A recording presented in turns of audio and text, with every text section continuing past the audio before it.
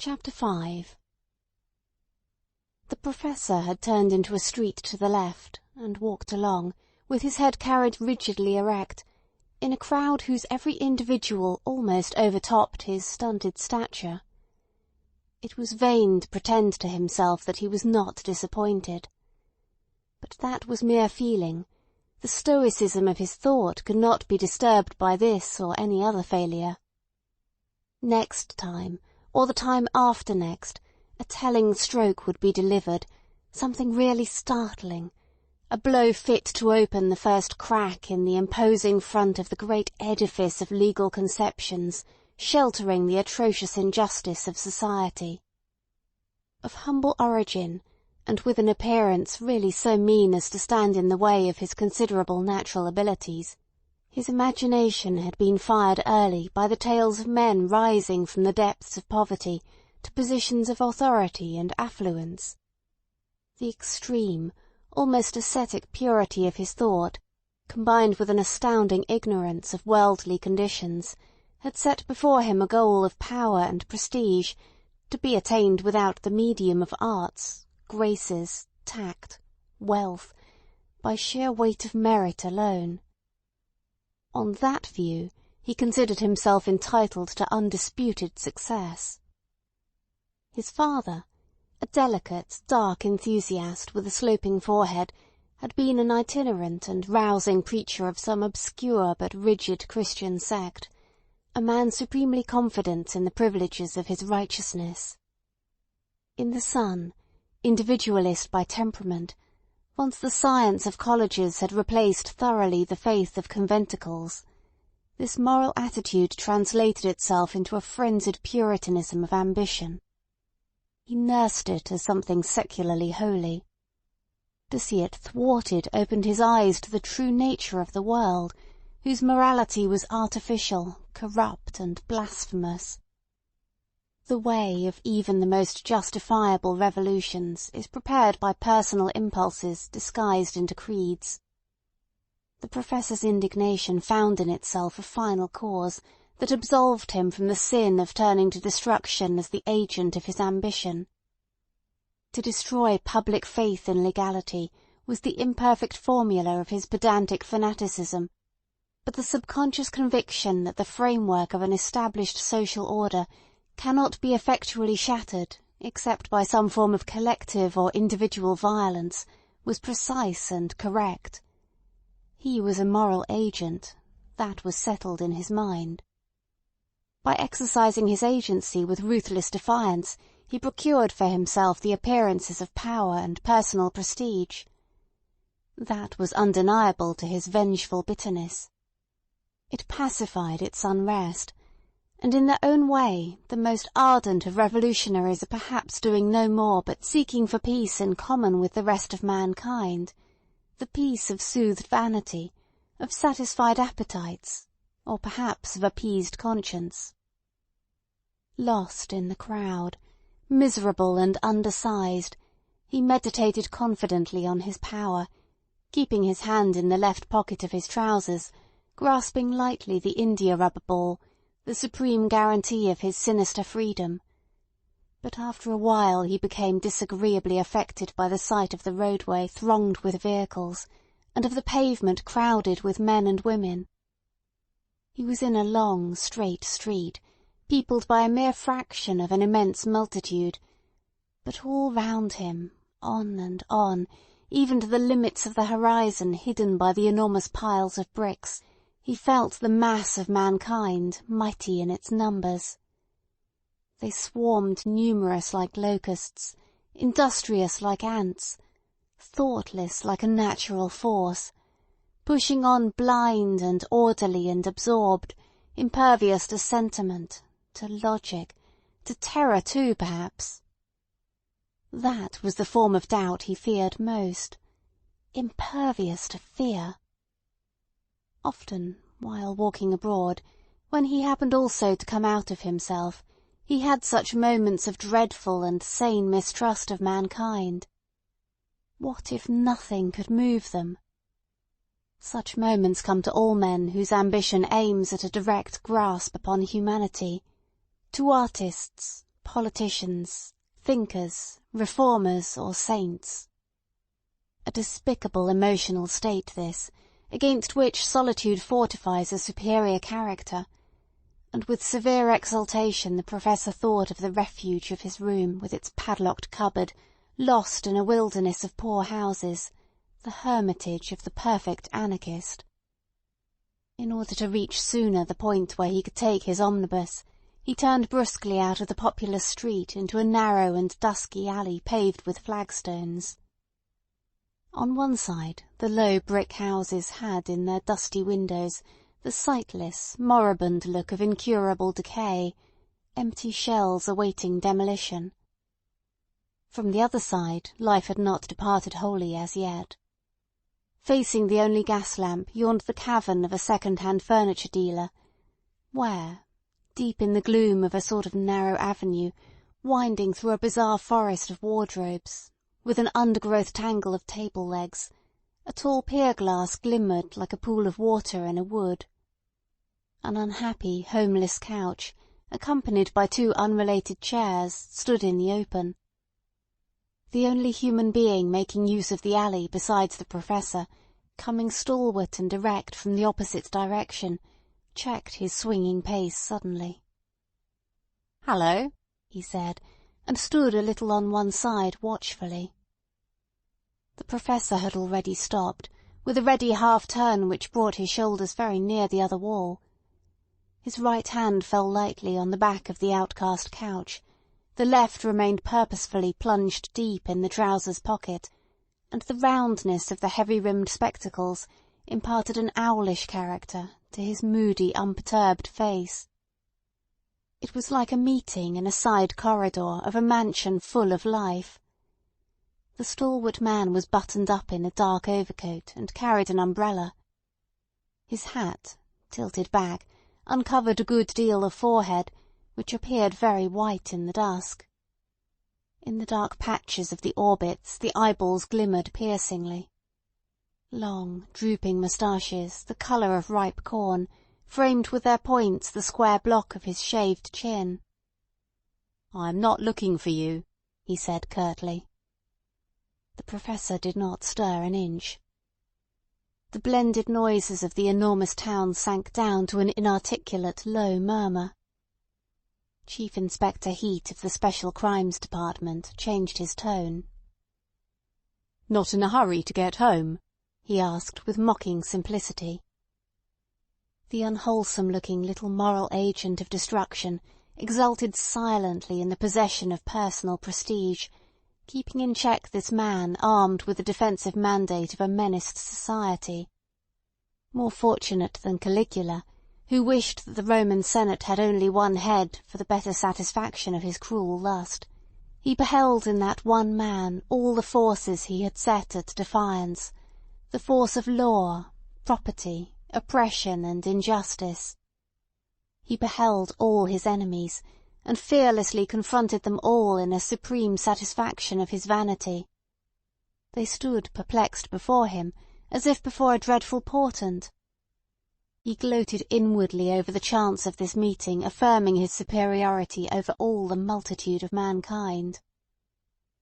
It was, in reality, a chance meeting. Chief Inspector Heat had had a disagreeably busy day since his department received the first telegram from Greenwich a little before 11 in the morning. First of all, the fact of the outrage being attempted less than a week after he had assured a high official that no outbreak of anarchist activity was to be apprehended, was sufficiently annoying. If he ever thought himself safe in making a statement, it was then.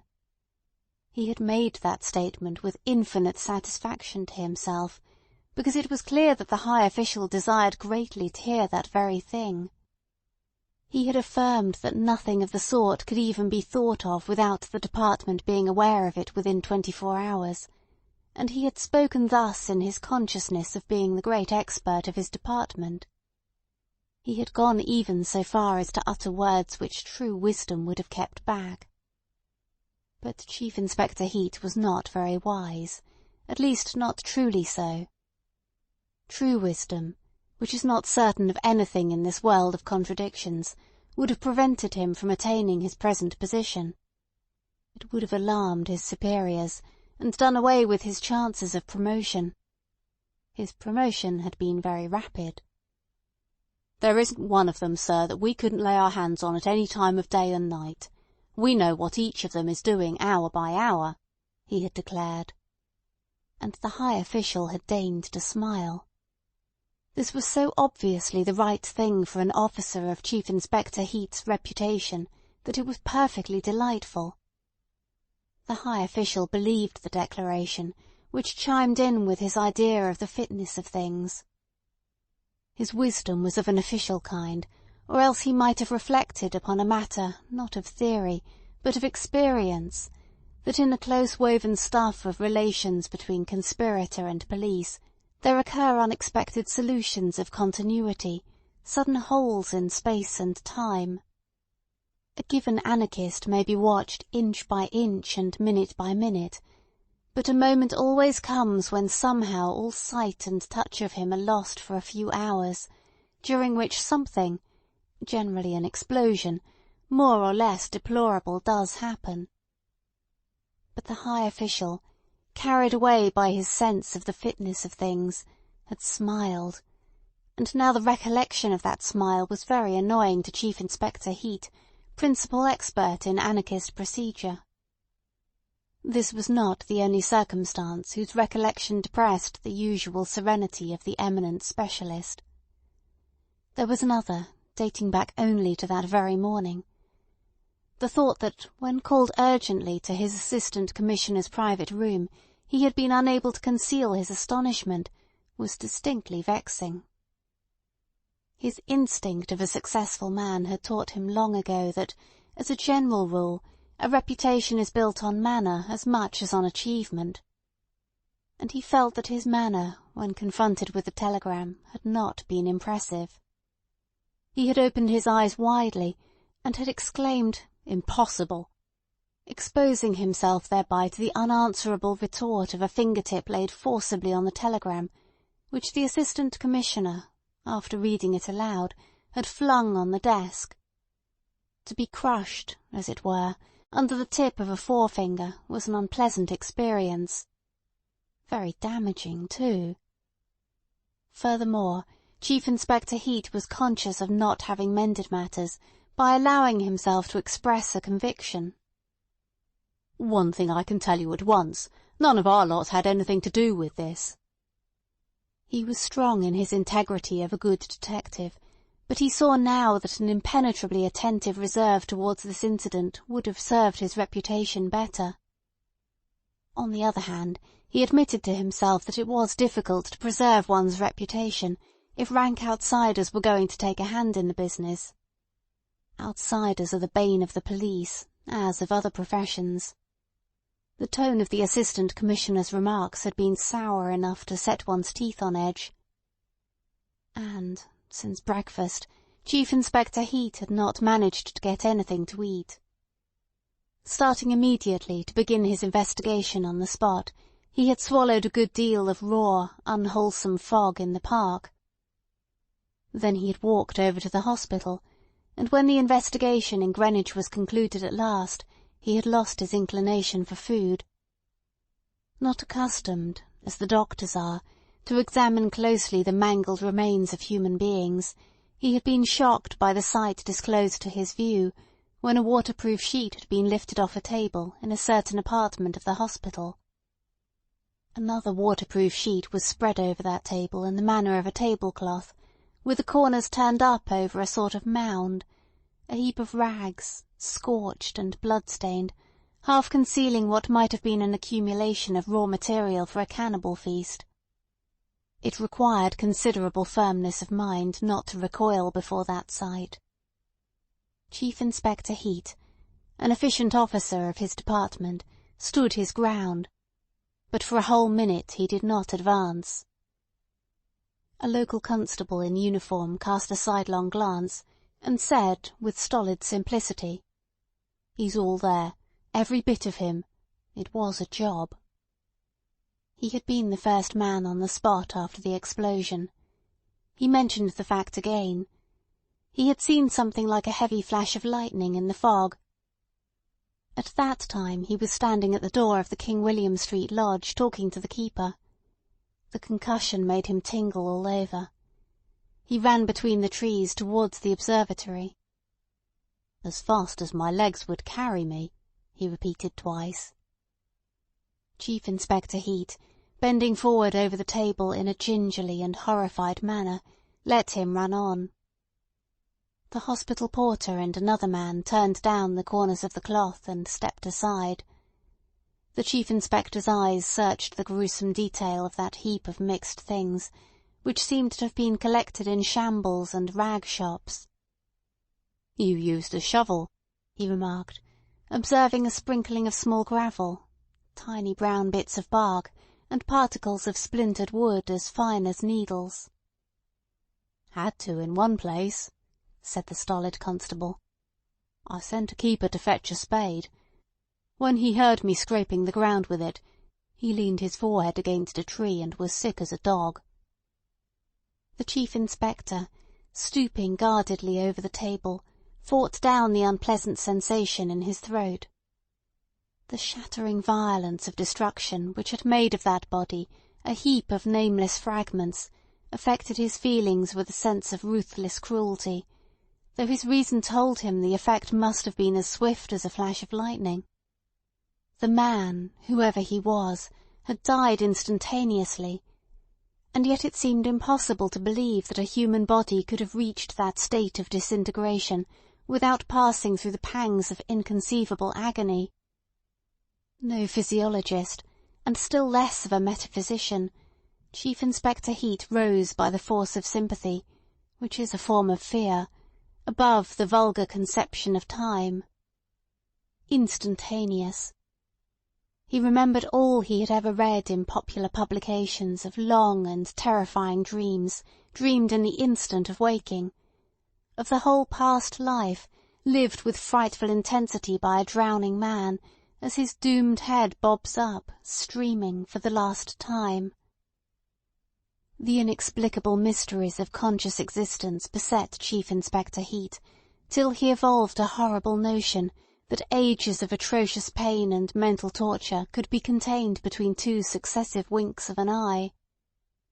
And meantime the Chief Inspector went on, peering at the table with a calm face, and the slightly anxious attention of an indigent customer bending over what may be called the by-product of a butcher's shop, with a view to an inexpensive Sunday dinner. All the time his trained faculties of an excellent investigator, who scorns no chance of information, followed the self-satisfied, disjointed loquacity of the constable. "A fair-haired fellow," the last observed in a placid tone, and paused. "The old woman who spoke to the sergeant noticed a fair-haired fellow coming out of Maze Hill Station." He paused. "And he was a fair-haired fellow.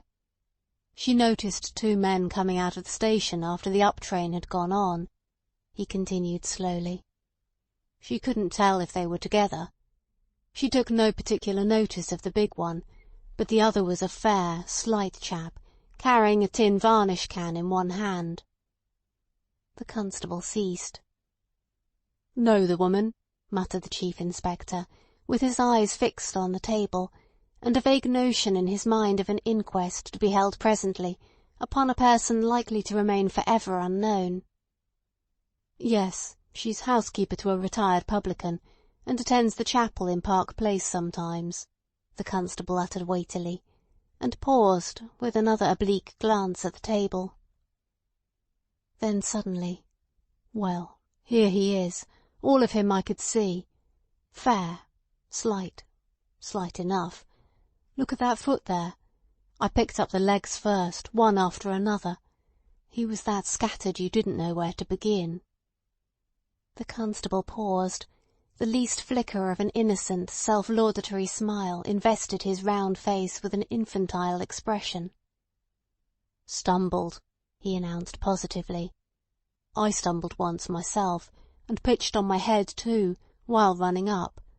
Them roots do stick out all about the place. Stumbled against the root of a tree and fell, And that thing he was carrying must have gone off right under his chest, I expect." The echo of the words, "person unknown," repeating itself in his inner consciousness bothered the Chief Inspector considerably. He would have liked to trace this affair back to its mysterious origin for his own information. He was professionally curious. Before the public, he would have liked to vindicate the efficiency of his department by establishing the identity of that man. He was a loyal servant. That, however, appeared impossible. The first term of the problem was unreadable, lacked all suggestion but that of atrocious cruelty. Overcoming his physical repugnance, Chief Inspector Heat stretched out his hand without conviction for the salving of his conscience, and took up the least soiled of the rags. It was a narrow strip of velvet, with a larger triangular piece of dark blue cloth hanging from it. He held it up to his eyes, and the police constable spoke. "Velvet collar. Funny the old woman should have noticed the velvet collar. Dark blue overcoat with a velvet collar, she has told us. He was the chap she saw, and no mistake. And here he is, all complete, velvet collar and all. I don't think I missed a single piece as big as a postage stamp." At this point the trained faculties of the Chief Inspector ceased to hear the voice of the constable. He moved to one of the windows for better light. His face, averted from the room, expressed a startled, intense interest, while he examined closely the triangular piece of broadcloth. By a sudden jerk he detached it, and, only after stuffing it into his pocket, turned round to the room and flung the velvet collar back on the table. "Cover up," he directed the attendants curtly, without another look, and, saluted by the constable, carried off his spoil hastily. A convenient train whirled him up to town, alone and pondering deeply, in a third-class compartment. That singed piece of cloth was incredibly valuable, and he could not defend himself from astonishment at the casual manner it had come into his possession. It was as if fate had thrust that clue into his hands. And, after the manner of the average man, whose ambition is to command events, he began to mistrust such a gratuitous and accidental success, just because it seemed forced upon him. The practical value of success depends not a little on the way you look at it. But fate looks at nothing. It has no discretion. He no longer considered it eminently desirable all round to establish publicly the identity of the man who had blown himself up that morning with such horrible completeness. But he was not certain of the view his department would take. A department is to those it employs a complex personality with ideas and even fads of its own. It depends on the loyal devotion of its servants, and the devoted loyalty of trusted servants is associated with a certain amount of affectionate contempt, which keeps it sweet, as it were. By a benevolent provision of nature, no man is a hero to his valet, or else the heroes would have to brush their own clothes. Likewise, no department appears perfectly wise to the intimacy of its workers. A department does not know so much as some of its servants. Being a dispassionate organism, it can never be perfectly informed. It would not be good for its efficiency to know too much. Chief Inspector Heat got out of the train in a state of thoughtfulness, entirely untainted with disloyalty, but not quite free of that jealous mistrust which so often springs on the ground of perfect devotion, whether to women or to institutions. It was in this mental disposition, physically very empty, but still nauseated by what he had seen, that he had come upon the Professor. Under these conditions, which make for irascibility in a sound, normal man, this meeting was specially unwelcome to Chief Inspector Heat. He had not been thinking of the Professor. He had not been thinking of any individual anarchist at all. The complexion of that case had somehow forced upon him the general idea of the absurdity of things human, which, in the abstract, is sufficiently annoying to an unphilosophical temperament, and in concrete instances becomes exasperating beyond endurance. At the beginning of his career, Chief Inspector Heat had been concerned with the more energetic forms of thieving. He had gained his spurs in that sphere, and naturally enough had kept for it, after his promotion to another department, a feeling not very far removed from affection. Thieving was not a sheer absurdity. It was a form of human industry, perverse indeed, but still an industry exercised in an industrious world. It was work undertaken for the same reason as the work in potteries, in coal mines, in fields, in tool-grinding shops. It was labour, whose practical difference from the other forms of labour consisted in the nature of its risk, which did not lie in ankylosis, or lead poisoning, or fire damp, or gritty dust, but in what may be briefly defined in its own special phraseology as 7 years hard. Chief Inspector Heat was, of course, not insensible to the gravity of moral differences. But neither were the thieves he had been looking after. They submitted to the severe sanctions of a morality familiar to Chief Inspector Heat with a certain resignation. They were his fellow citizens gone wrong because of imperfect education, Chief Inspector Heat believed.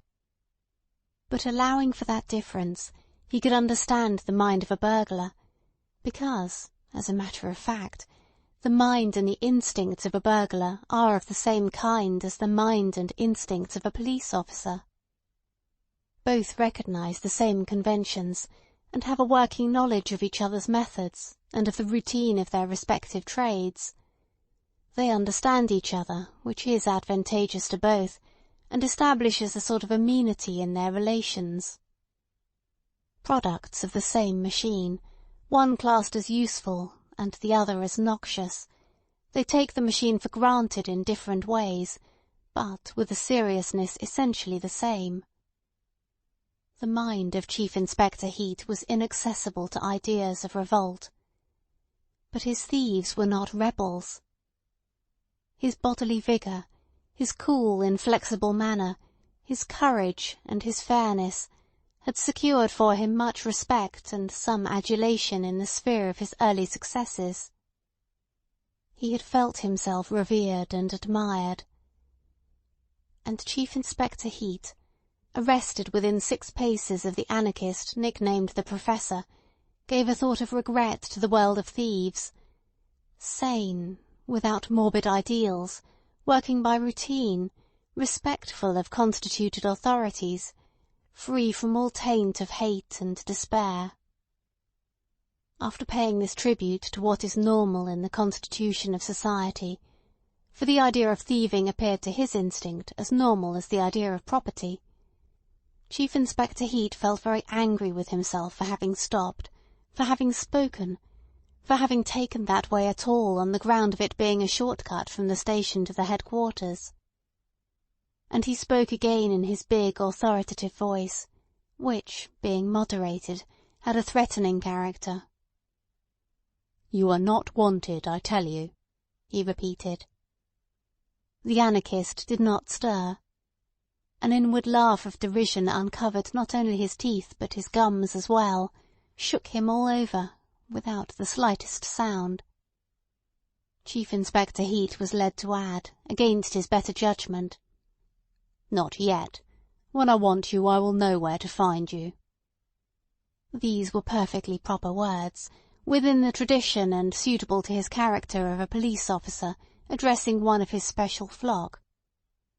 But the reception they got departed from tradition and propriety. It was outrageous. The stunted, weakly figure before him spoke at last. "I've no doubt the papers would give you an obituary notice then. You know best what that would be worth to you. I should think you can easily imagine the sort of stuff that would be printed.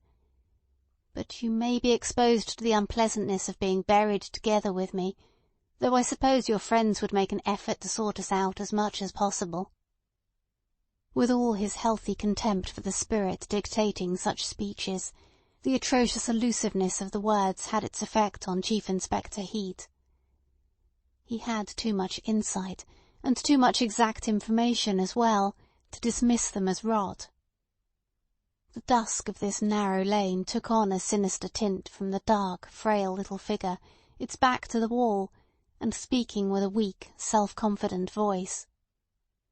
To the vigorous, tenacious vitality of the Chief Inspector, the physical wretchedness of that being, so obviously not fit to live, was ominous, for it seemed to him that if he had the misfortune to be such a miserable object, he would not have cared how soon he died.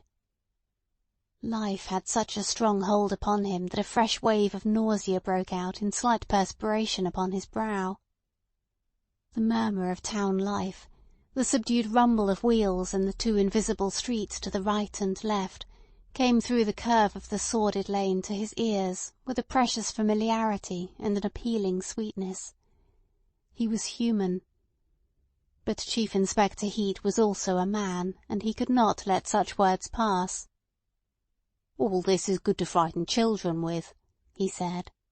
"I'll have you yet." It was very well said, without scorn, with almost an austere quietness. "Doubtless," was the answer, "but there's no time like the present, believe me. For a man of real convictions this is a fine opportunity of self-sacrifice. You may not find another so favourable, so humane. There isn't even a cat near us, and these condemned old houses would make a good heap of bricks where you stand. You'll never get me at so little cost to life and property, which you are paid to protect." "You don't know who you're speaking to," said Chief Inspector Heat firmly. "If I were to lay my hands on you now, I would be no better than yourself." "Ah, the game." "You may be sure our side will win in the end. It may yet be necessary to make people believe that some of you ought to be shot at sight like mad dogs. Then that will be the game. But I'll be damned if I know what yours is. I don't believe you know yourselves. You'll never get anything by it." "Meantime it's you who get something from it, so far. And you get it easily, too. I won't speak of your salary, but haven't you made your name simply by not understanding what we are after?" "What are you after, then?" asked Chief Inspector Heat, with scornful haste, like a man in a hurry who perceives he is wasting his time. The perfect anarchist answered by a smile which did not part his thin, colourless lips, and the celebrated Chief Inspector felt a sense of superiority which induced him to raise a warning finger. "Give it up, whatever it is," he said in an admonishing tone, but not so kindly as if he were condescending to give good advice to a cracksman of repute.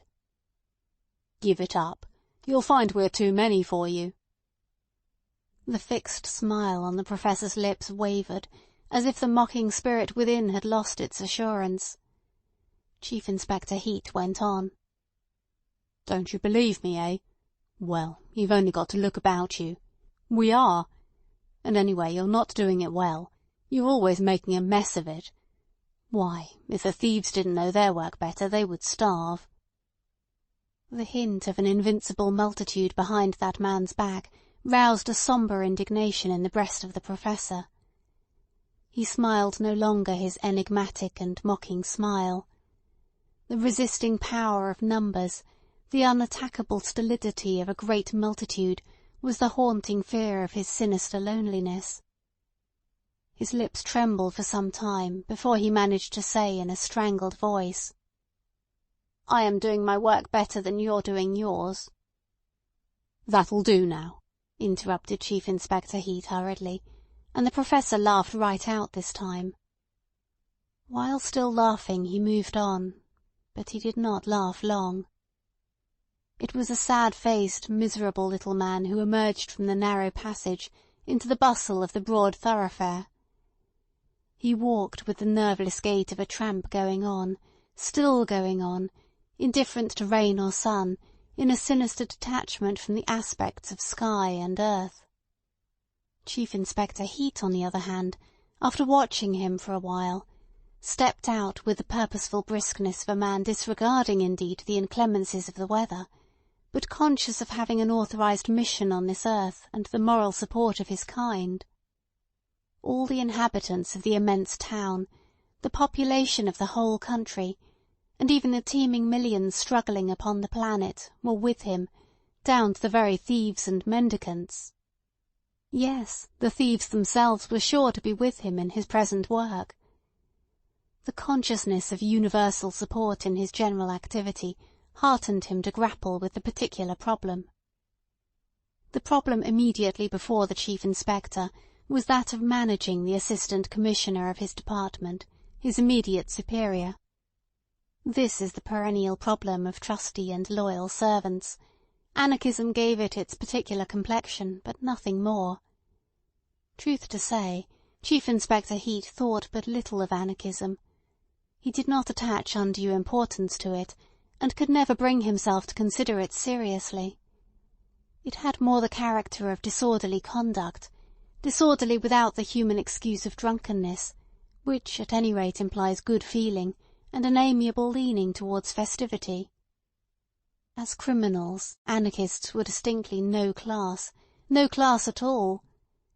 And, recalling the Professor, Chief Inspector Heat, without checking his swinging pace, muttered through his teeth, "Lunatic." Catching thieves was another matter altogether. It had that quality of seriousness belonging to every form of open sport, where the best man wins under perfectly comprehensible rules.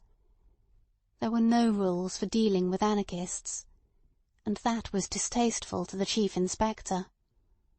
It was all foolishness, but that foolishness excited the public mind, affected persons in high places, and touched upon international relations. A hard, merciless contempt settled rigidly on the Chief Inspector's face as he walked on. His mind ran over all the anarchists of his flock. Not one of them had half the spunk of this or that burglar he had known. Not half, not 1/10. At headquarters the Chief Inspector was admitted at once to the Assistant Commissioner's private room.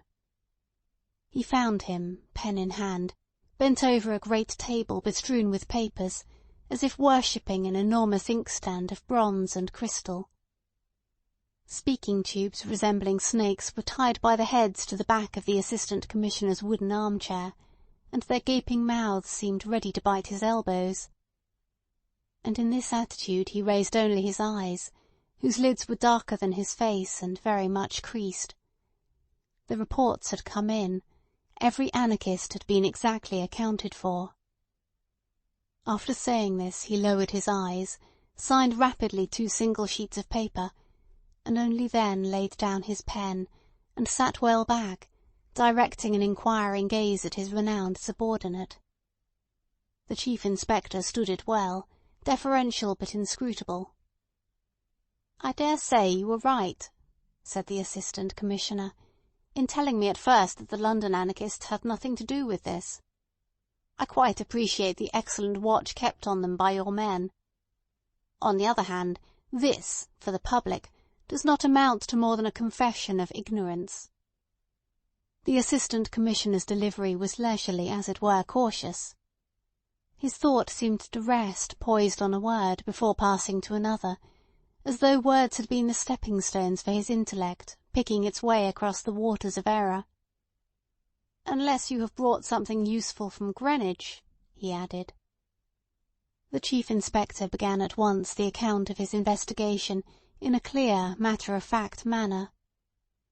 His superior, turning his chair a little and crossing his thin legs, leaned sideways on his elbow, with one hand shading his eyes. His listening attitude had a sort of angular and sorrowful grace. Gleams as of highly burnished silver played on the sides of his ebony black head when he inclined it slowly at the end. Chief Inspector Heat waited, with the appearance of turning over in his mind all he had just said, but, as a matter of fact, considering the advisability of saying something more.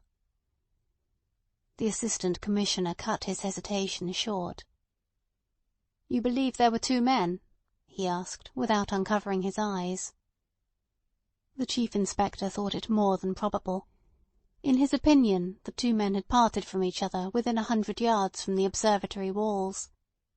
He explained also how the other man could have got out of the park speedily without being observed. The fog, though not very dense, was in his favour. He seemed to have escorted the other to the spot, and then to have left him there to do the job single-handed.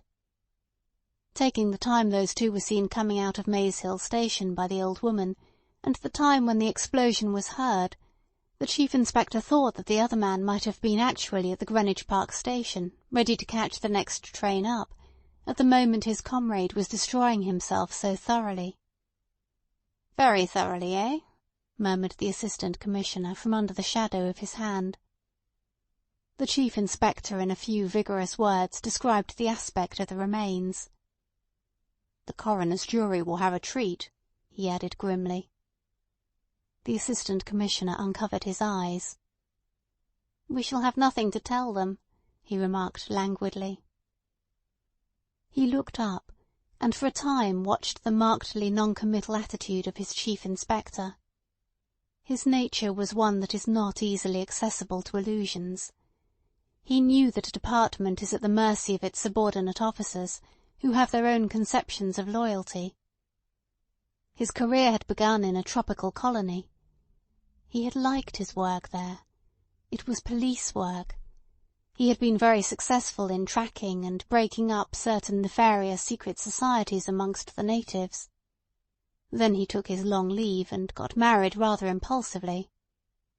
It was a good match from a worldly point of view, but his wife formed an unfavourable opinion of the colonial climate on hearsay evidence. On the other hand, she had influential connections. It was an excellent match. But he did not like the work he had to do now. He felt himself dependent on too many subordinates and too many masters. The near presence of that strange emotional phenomenon called public opinion weighed upon his spirits, and alarmed him by its irrational nature.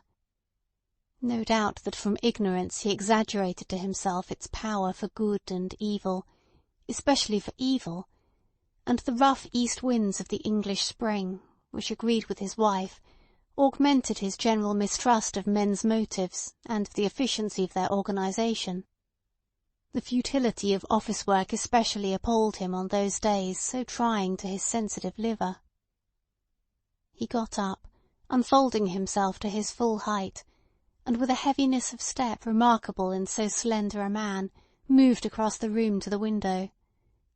The panes streamed with rain, and the short street he looked down into lay wet and empty, as if swept clear suddenly by a great flood. It was a very trying day, choked in raw fog to begin with, and now drowned in cold rain. The flickering, blurred flames of gas lamps seemed to be dissolving in a watery atmosphere. And the lofty pretensions of a mankind oppressed by the miserable indignities of the weather appeared as a colossal and hopeless vanity, deserving of scorn, wonder, and compassion. "Horrible, horrible," thought the Assistant Commissioner to himself, with his face near the window-pane. "We have been having this sort of thing now for 10 days. No, a fortnight, a fortnight." He ceased to think completely for a time. That utter stillness of his brain lasted about 3 seconds. Then he said perfunctorily, "You have set inquiries on foot for tracing that other man up and down the line?" He had no doubt that everything needful had been done. Chief Inspector Heat knew, of course, thoroughly the business of man-hunting. And these were the routine steps, too, that would be taken as a matter of course by the merest beginner. A few inquiries amongst the ticket collectors and the porters of the 2 small railway stations would give additional details as to the appearance of the 2 men. The inspection of the collected tickets would show at once where they came from that morning. It was elementary, and could not have been neglected. Accordingly, the Chief Inspector answered that all this had been done directly the old woman had come forward with her deposition. And he mentioned the name of a station. "That's where they came from, sir," he went on. "The porter who took the tickets at Maze Hill remembers 2 chaps answering to the description passing the barrier. They seemed to him 2 respectable working men of a superior sort, sign-painters or house decorators. The big man got out of a 3rd-class compartment backward, with a bright tin can in his hand. On the pavement he gave it to carry to the fair young fellow who followed him. All this agrees exactly with what the old woman told the police sergeant in Greenwich." The Assistant Commissioner, still with his face turned to the window, expressed his doubt as to these two men having had anything to do with the outrage.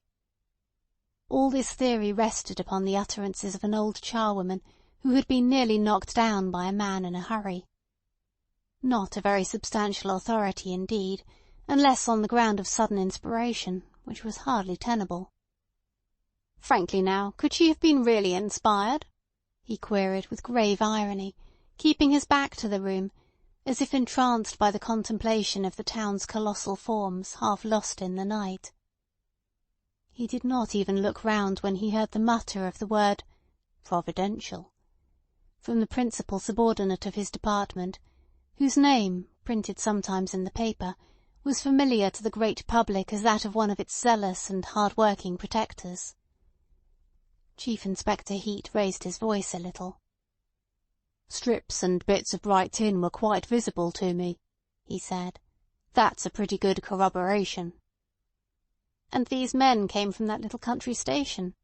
the Assistant Commissioner mused aloud, wondering. He was told that such was the name on 2 tickets out of 3 given up out of that train at Maze Hill. The third person who got out was a hawker from Gravesend, well known to the porters. The Chief Inspector imparted that information in a tone of finality, with some ill humour, as loyal servants will do in the consciousness of their fidelity and with the sense of the value of their loyal exertions. And still the Assistant Commissioner did not turn away from the darkness outside, as vast as a sea. "2 foreign anarchists coming from that place," he said, apparently to the window-pane. "It's rather unaccountable." "Yes, sir, but it would be still more unaccountable if that Michaelis weren't staying in a cottage in the neighbourhood." At the sound of that name, falling unexpectedly into this annoying affair, the Assistant Commissioner dismissed brusquely the vague remembrance of his daily whist party at his club.